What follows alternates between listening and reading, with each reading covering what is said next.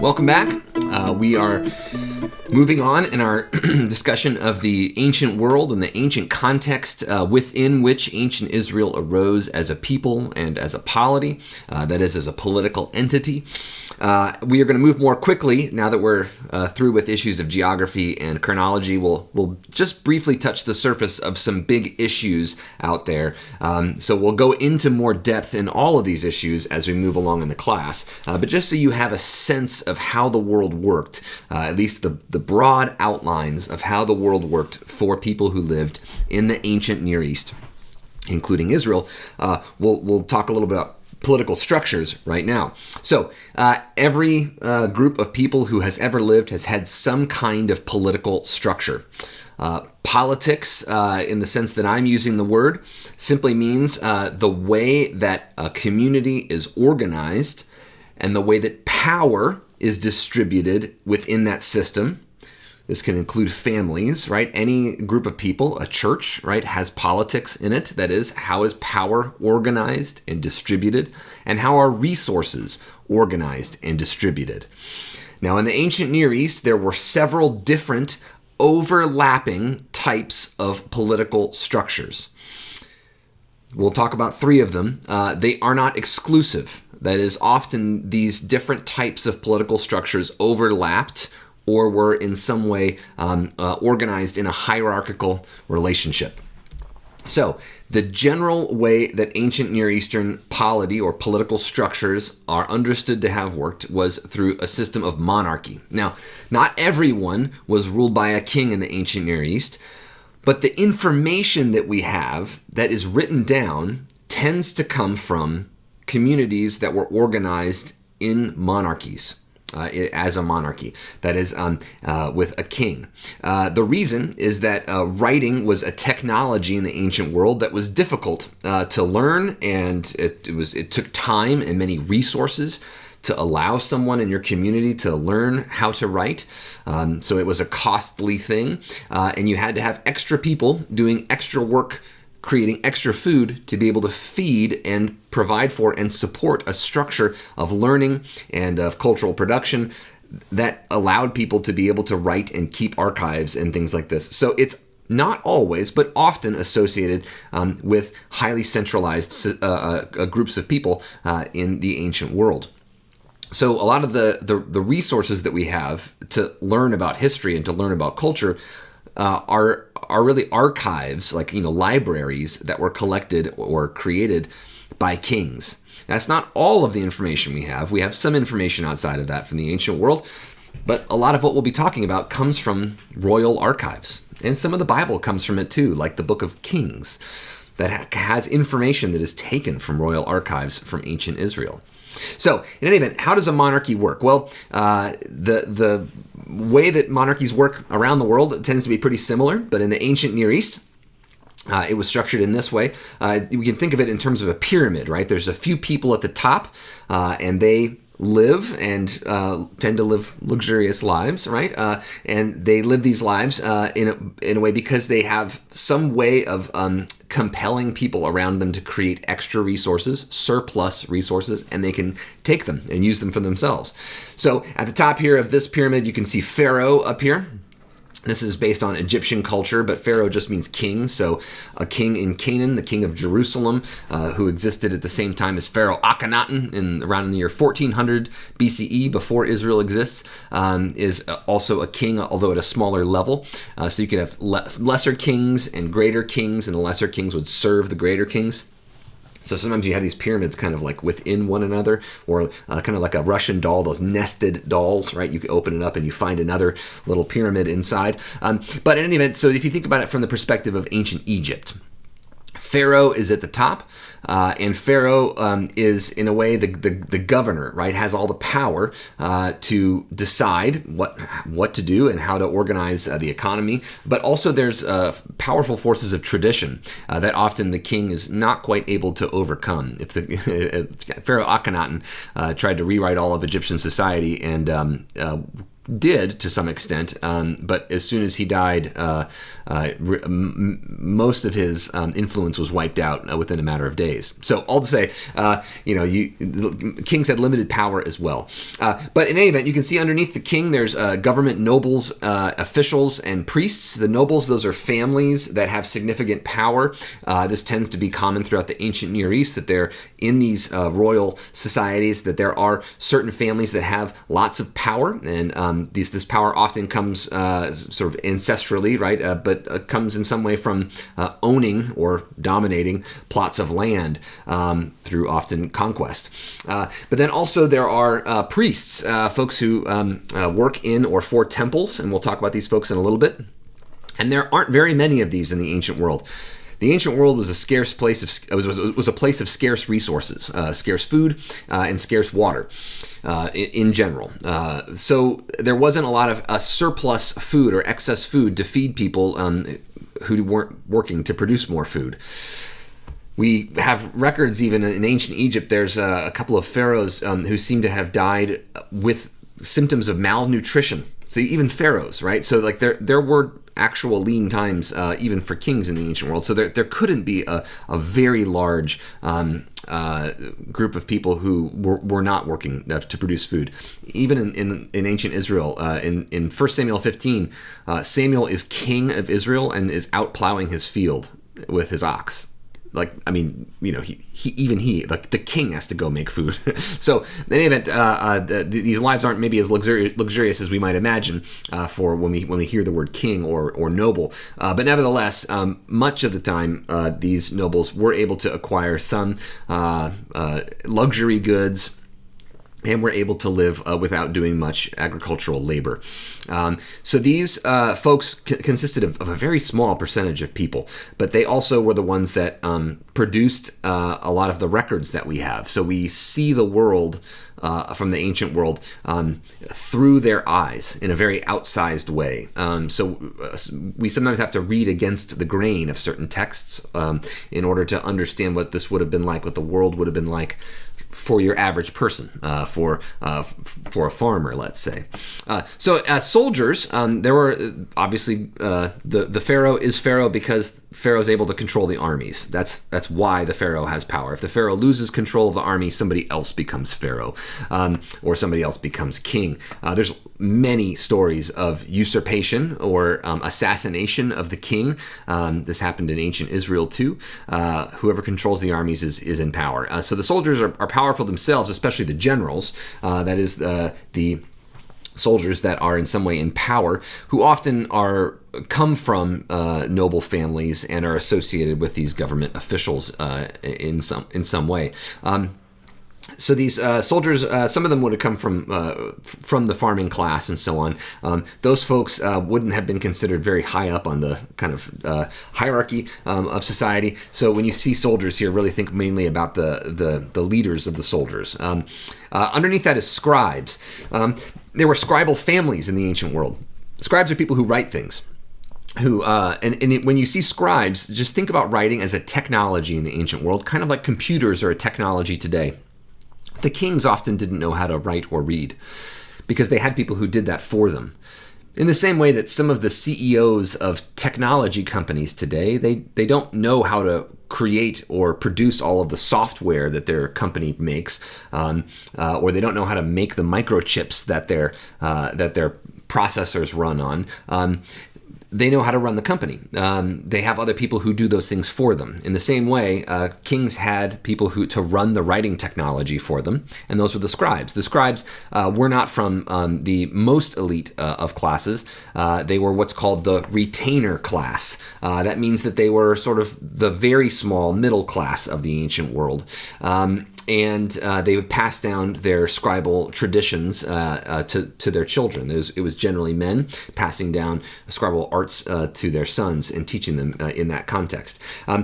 Scribes are the people who actually wrote the texts, and so sometimes you can see their own interests that are written into the texts in ways that maybe even the king or the nobles aren't necessarily aware of. So we're going to take a lot of interest in who scribes are and how they write and what their interests are, because we can see those reflected in ancient texts, including the Bible as well. And then underneath that, you have merchants. Today, merchants, people who sell things can be very famous and powerful people. Think of like Elon Musk or Jeff Bezos. Those are people who are probably even more powerful than the president of the United States right now. In the ancient world, that was just not the case. Merchants were generally poor. They did not produce, they did not acquire much for themselves. Sometimes merchants even lost money transporting luxury goods from one place to another, simply because it was actually it cost a lot of money and it took a lot of resources to transport things in the ancient world, and the purpose of transporting luxury goods was not necessarily to make money. It was to get the king indebted to you, or a noble to be indebted to you, so that you can use that politically. Then there are the merchants that traded everyday things like wine or beer, staples of the ancient world, or grain, and those people did not make much money either, and they traveled from place to place, which was dangerous in the ancient world, because if you were traveling to a place that people didn't know you, they would be suspicious of you, that you were trying to take their scarce resources or scout them out, or that you were trying to take advantage of them. So the merchants were oftentimes they were not considered the elite, but they oftentimes could take advantage of people and were feared by many. And then underneath that, you have craftsmen and craftswomen. Craftsmen and craftswomen in the ancient world. Today, we look at like a sculptor, right, and we say, "Wow, that person's amazing." Or we take a look at a work of art or a film director, and those people are famous and rich. In the ancient world, this is not the case. We don't know the names of the amazing artists who created the beautiful frescoes of ancient Egypt. We don't know the names of the poets who wrote the most beautiful poems. Artists didn't sign their names to things even until the modern period, basically. Artists didn't sign their names to things. They were seen as workers, laborers who were skilled in some ways but unskilled in others.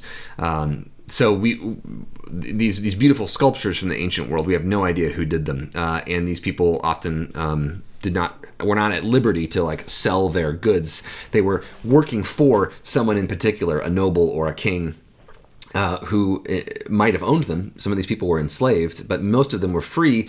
But they were also they were a bit like serfs. They were kind of they had to work for a certain noble or king. They didn't really have a choice. They couldn't just go market their wares to whoever wanted them, and there was no such thing as like a record label or a movie company.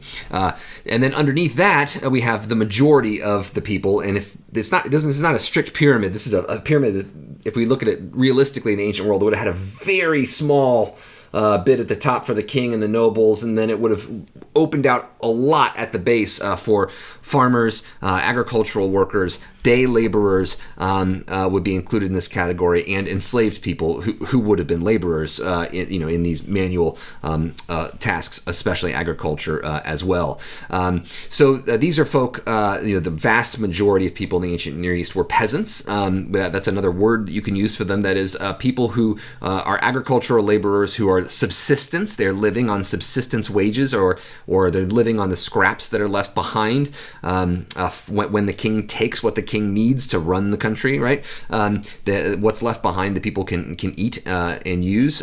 Typically, between 30 and 50% of agricultural production in the ancient Near East went directly to the king, and what was left, then some of that was used for local purposes, and then what was left over was for the family of the farmers.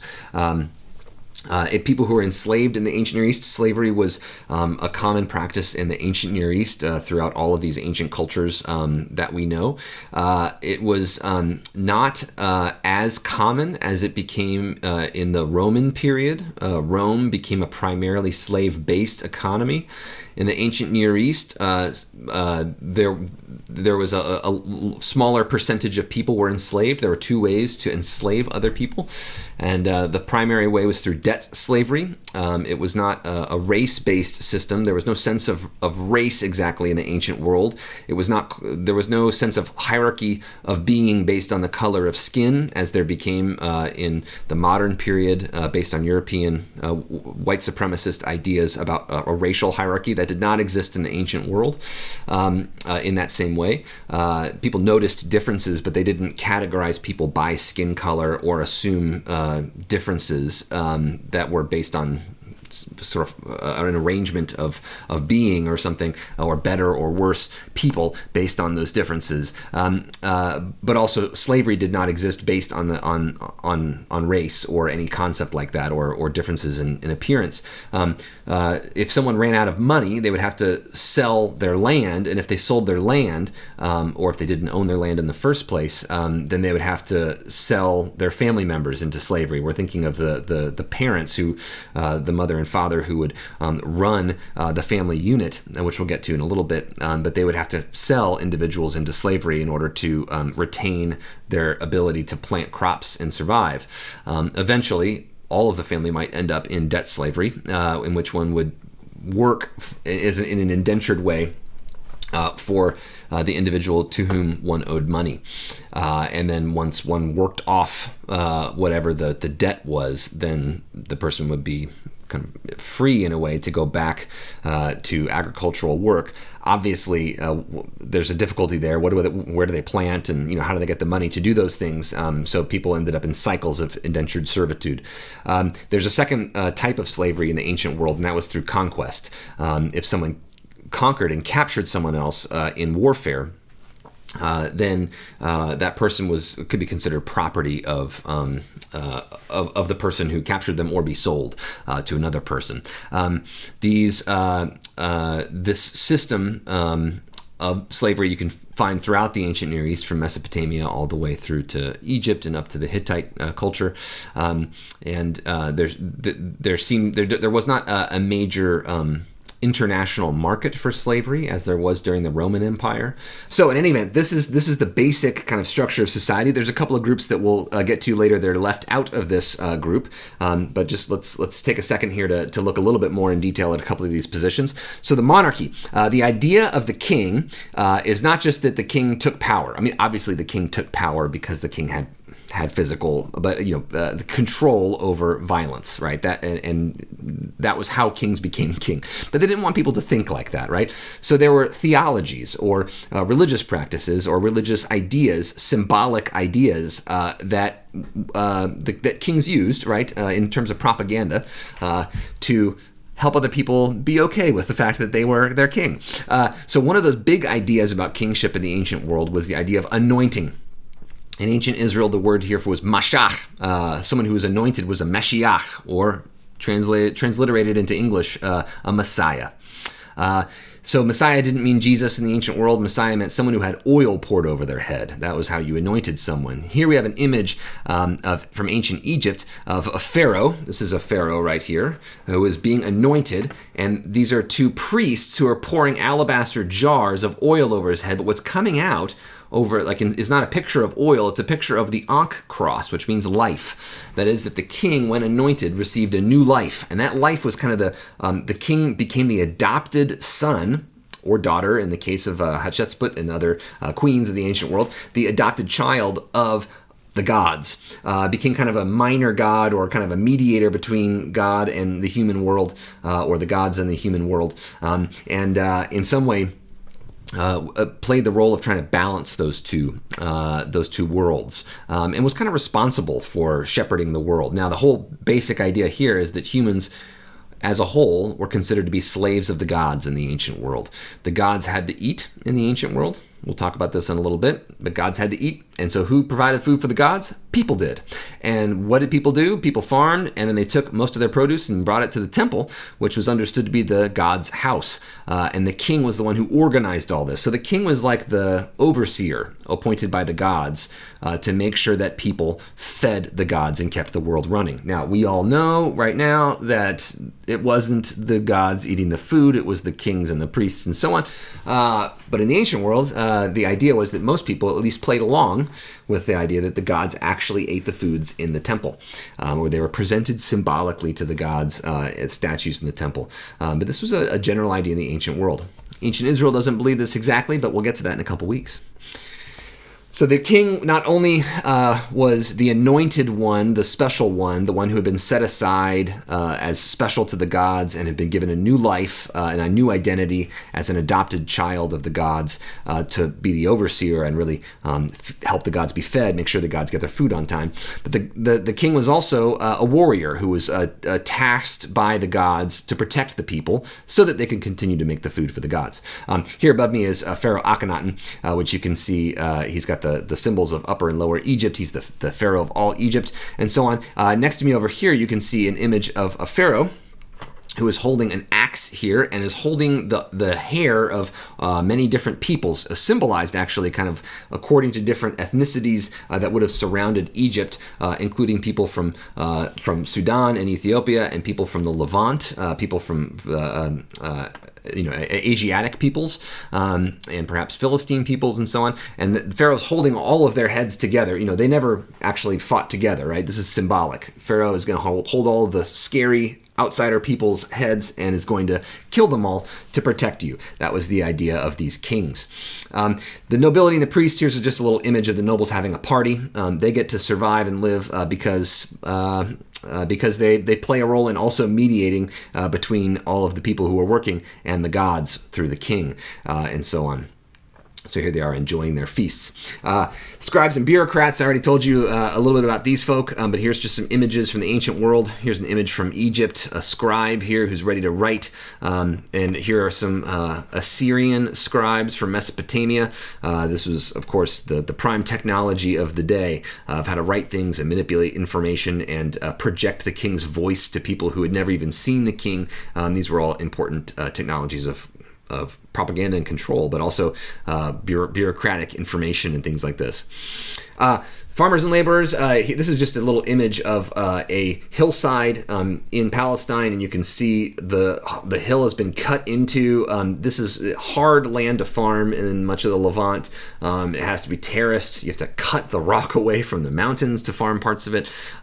So this would have been a hard scrabble life for many people for whom this was their day-to-day life. But we'll talk a little bit more in a few weeks about why ancient Israel emerged where it did in the middle of this difficult to farm highland area in the Levant, and it was basically because other people didn't want it. But we'll get back to that later. And then slaves and what's called Corvae Labor. There's another term here, Corvae Labor up there, and this is to say that people had kind of a temporary indentured servitude that they could be forced to do for Pharaoh or for other kings. This is true of David and Solomon did this, and I'm guessing all the Israelite kings did this, even if they're not recorded doing that. But here's a little image of a giant statue of Pharaoh, and there are all these people moving it. We actually know, based on historical records, that most of the pyramids and most of the great monuments of pharaonic Egypt were not completed by enslaved people. They were completed by people who were considered free farmers, but who still owed the king several months, or at least a month of service every year during a season when the crops were understood to not be growing. So, in other words, when the farmers had free time, the king got to take their labor and use it for the king's construction projects. This would be like digging wells or building fortified cities or building monuments to the king and so on. And sometimes there could be conscripted armies and things like that too, although that was more rare.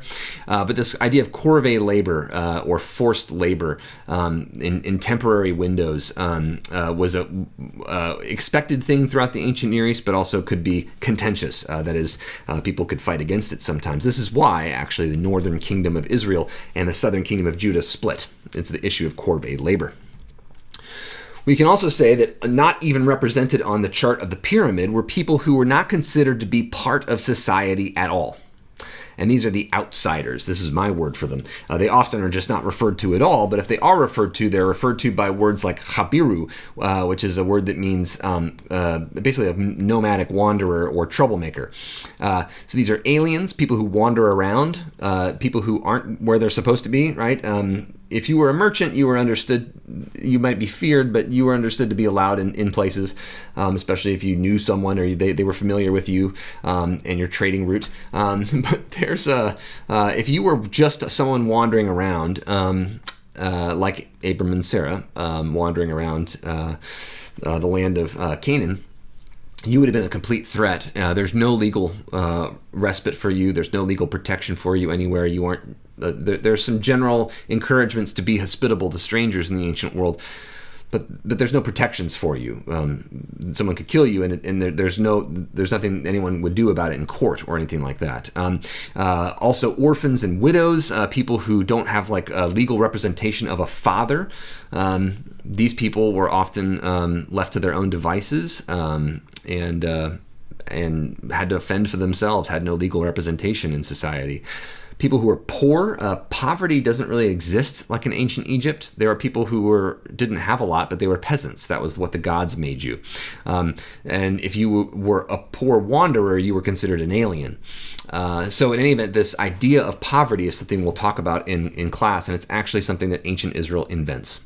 The idea of poverty being a bad thing, something you need to fix. That's an invention, right? That's not something that's just natural to the history of the world. That is that people shouldn't be peasants. So in any event, we'll get to that later. But the idea of nomads, these wandering people, right, that often are associated with brigandry, right? So aliens are people who don't have a lot and are wandering around. Nomads or brigands were understood to be people who gathered in groups and raided, right, and went and took things themselves, kind of made these little militias or little armies that would wander around and try to steal things. So they were feared throughout society. David actually rises to power through forming a nomadic band, a militia.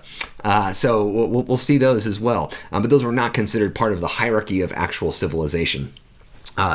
These folks are often associated with wilderness areas that are unpopulated, that are difficult to live in. Those areas are also associated with demons, bad gods, and things like this. So we'll talk about all these things in the next few weeks as well. Okay, so that's kind of the basic structure of a monarchy or a monarchical society. Now, there's other kinds of political organizations we can see, like city-states. Ancient Sumer was full of ancient city-states. They would form alliances sometimes, but they weren't a kingdom. They were like little kings, right, in these different towns. But they ruled a very small area, and they had to negotiate with the other kings in the city-states around them. There are other organizations of city-states near Israel, like, for example, the Philistines, who had an organization of city-states. But then also the Phoenicians, like Tyre and Sidon and so on, who were allied with one another, but they did not form one giant monarchy. So they had to, have more complicated relationships. This was also true of Canaan near the time of the emergence of Israel. So Jerusalem was a little city-state. Hatzor was a little city-state.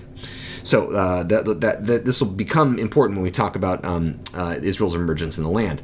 And then also clans and tribes, which you know through the Bible, but these were very common throughout the ancient world, and these overlapped with monarchies and with city-states. That is, kings had to deal with clans and tribes that had their own political structures and alliances that were separate from the monarchy.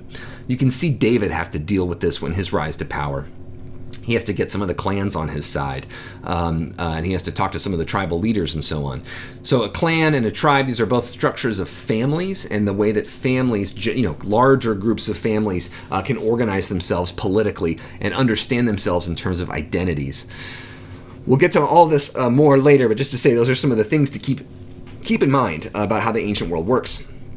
Okay, we're going to briefly I'll run through some stuff about economy and culture, just very briefly here. But economies, this is basically how are resources managed and traded and produced, all right? So we're talking about production, we're talking about labor, we're talking about how labor, the results of labor and surpluses of labor are consumed, and then also how they are traded. And then also we'll talk about a little bit about culture, which we'll spend a lot of time through this in the class, ancient culture, but I'm going to focus on writing, which is the way that we know about ancient cultures. At least the vast majority of our knowledge of ancient cultures comes from writing.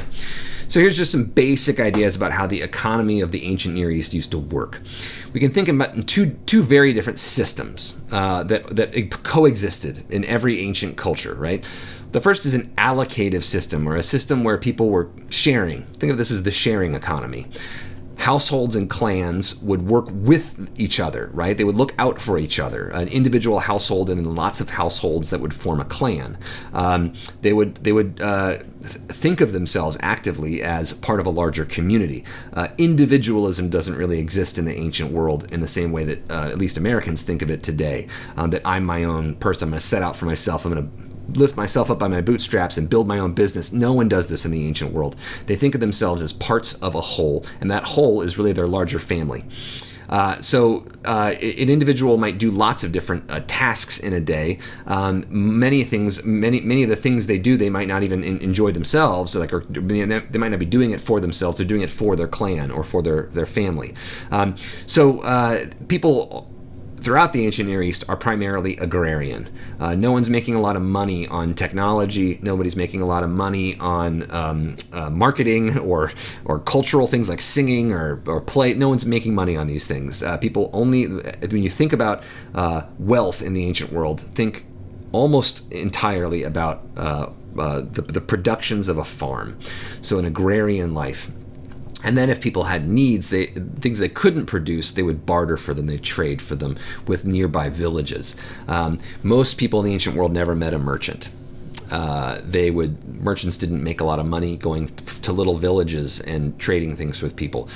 People would talk to each other. If you lived in an ancient village in the ancient world, you would usually be able to see other villages from your village. You would live near your farmland, and at the edges of your farmland, there began the farmland of the next village. So you could see other villages. People generally lived kind of up on little hills, and there's farmland around. So you'd be able to see another village, and you could go visit them, over the course of an hour or two, and then you could talk to them and trade things with them, so that if you ran out of water, or you run out of grain, or you run out of wool, or if, let's say, you can't produce those things very easily because of your land, you'd have to work out these trading partnerships with nearby people. There's not many records left of this, but we can tell in some ways because even small villages sometimes have archaeological deposits of things that we know came from a distance away. So that's how the allocative system worked, or the sharing economy worked. Then we have redistributive systems, or think of this as the taking economy, which overlays all of this kind of clan or family-based economy.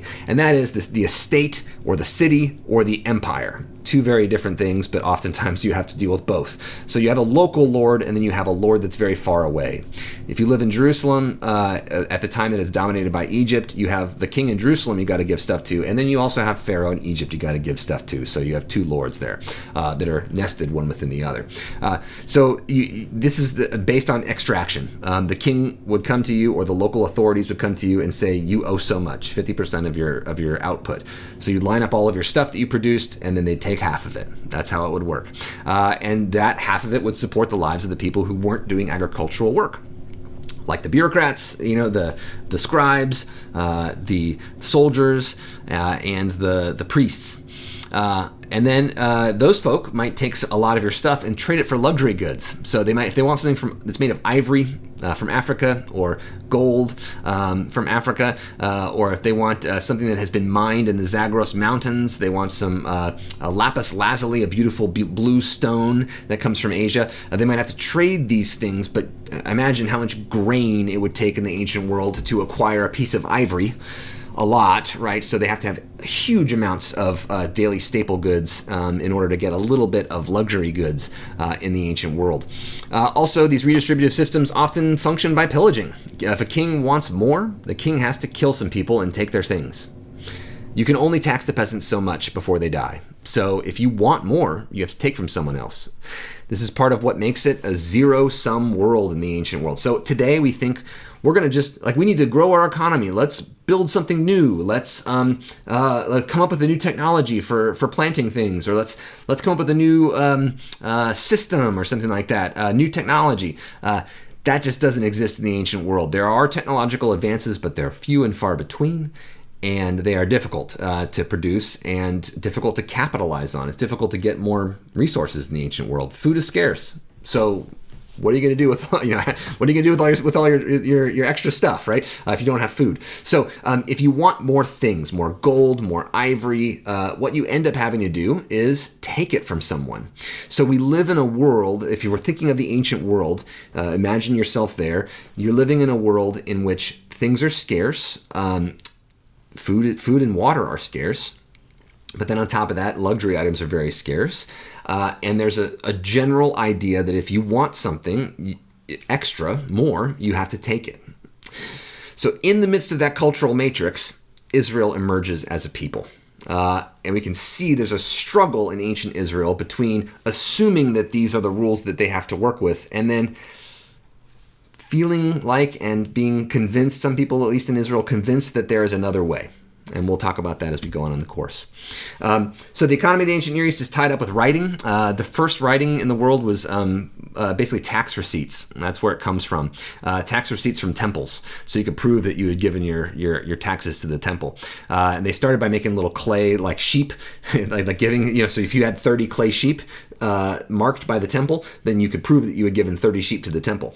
Eventually that turns into an actual writing system in ancient Sumer. And so writing and the economy are all bound up with each other, kind of the overseeing or the management of the local economies and then the larger economies. You can actually see, this is from Uruk in Sumeria from 3300 BC. This is one of the earliest writings we have, and you can actually see, I'm going to move my head here so you can see, this is about a receipt for beer. So you can see there's a jug there, and there's some grain here. You can see the grain. This is a jug here, and there's literally a grain inside the jug, and then there's a thing of beer right here, and then grain next to it. So the grain is in the jug, it turned into beer, and here's how much we want of it. All these dots and so on. That's how they did numbers in the ancient world. So we can see that this is just part of the way that writing actually emerges and why it exists. It's a technology for financial oversight. Think of like in the ancient world, they would have seen it kind of the way I see like high volume stock trading using these technologies on Wall Street where they're using computers and, I don't understand any of that stuff. And that's how a king would have thought about writing in the ancient world. The way that writing works, I don't have time to explain all of it here, but just to give you a little bit, is that scribes mostly did economic and political writing. They wrote about bureaucratic information. In their small amounts of free time, they wrote a little bit that carried on the culture of their tradition. Of the tradition of their culture. They would write hymns, they would write rituals for the priests. If the priests were scared of losing these rituals in some way, they would sometimes compose poems for fun, things that we would think of in terms of like epic poetry, like Gilgamesh. And they would obsessively copy the works of previous scribes, creating something that we call, modern scholars call the stream of tradition. So Gilgamesh was super popular throughout the ancient world, and everyone knew it because all of the scribes would copy it. They would also add to it and take away from it. So there's no author of Gilgamesh. The Gilgamesh is the most famous story from the ancient world, more famous in the ancient world than any biblical story. Most people hadn't heard of any biblical story in the ancient world. Israel was a small little place. Gilgamesh was known to Israel and known in Egypt and known everywhere else. So these very famous stories were copied everywhere, and local scribes would change them. They didn't think it was a bad thing to change them. And there's no name attached to it. No scribe said, I wrote this, because it was produced over time. Scribes would feel free to take out a line if they didn't understand it, or add one, or add a whole scene. The most famous scene from Gilgamesh, when the bartender at the end of the universe, Shiduri, she tells Gilgamesh, who's looking for eternal life, she says, Carpe diem, like seize the day. You live your life. Stop wasting your life looking for immortality. Instead, just enjoy the life that you have while you have it, and don't throw it away. That speech that she gives is basically enters the stream of tradition about 1,000 years after Gilgamesh first starts getting written down, and then it becomes the most popular scene. So all to say, this is how ancient Israel thinks of writing too. People didn't sign works in ancient Israel. They didn't say, I wrote this. That was not a common part of scribal culture in the ancient world. Instead, scribes passed things down and changed them to fit their own local needs. And they thought that was just fine. It wasn't a bad thing to change an ancient tradition that came to you. So in this world, this helps to situate what we'll be talking about with how the Bible forms.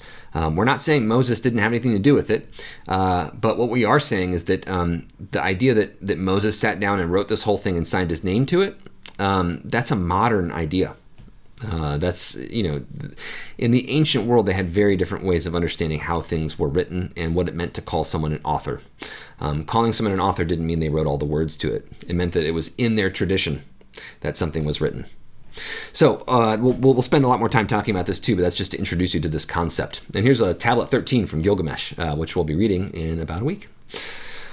Okay, so just to get you kind of back, thinking about this is the culture into which Ezekiel walks in when he walks into Nippur, but also he was already thoroughly a part of it when he walks into Nippur. He would have understood how this whole system worked, and he would have understood his part in it. There are a couple of things he would have been probably confused by in Nippur, but there would have been, most of those things he probably would have just understood. He was a fish swimming in the water of the ancient Near Eastern culture more broadly, this vast reservoir of ancient Near Eastern traditions, and so were all of the Israelites that we'll be talking about. Okay, we're going to wrap it up with just two more little sections. We'll go real quickly through family, and then we'll talk about the gods and how the gods work.